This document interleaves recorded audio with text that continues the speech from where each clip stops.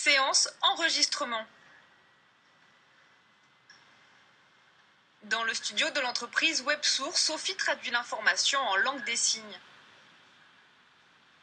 En moyenne, je ne sais pas, s'il y a une page de traduction, ça peut me prendre une demi-heure. Ça, c'est vraiment très général. Si après le texte est vraiment très compliqué, par exemple les sciences ou l'astronomie, s'il manque beaucoup de lexique, ça va vraiment rallonger le temps de traduction. Cette vidéo sera mise en ligne sur ce site. En une semaine, 1000 personnes la regarderont. Rendre l'information accessible aux sources est la vocation de cette entreprise et dans le milieu WebSource est une pépite.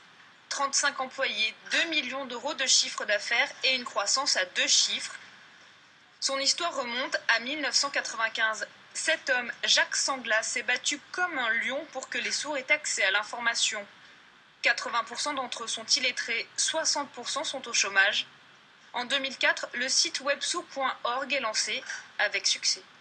Aujourd'hui, un jeune sourd en France qui naît, la plupart naissent dans des familles où il n'y a que des entendants, il n'a pas la radio.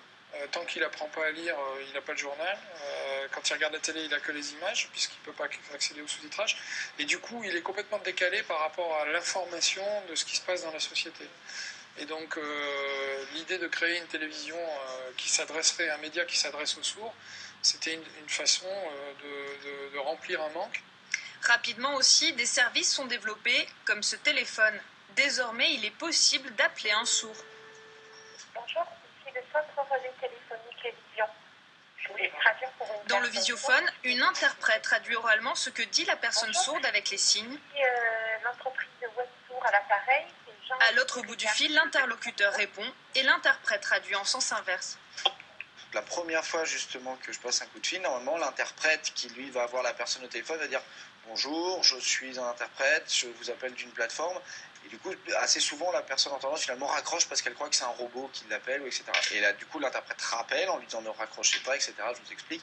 Et du coup, ça se passe bien. Bon, après, il y a quand même des personnes entendantes qui comprennent du premier coup, qui ne raccrochent pas tout de suite. Ici, un salarié sur 2 est sourd. Tous s'expriment en langue des signes.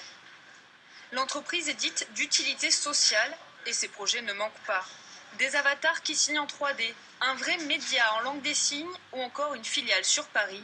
Le marché est en pleine expansion. Le nombre de sourds en France est estimé à 500 000 personnes.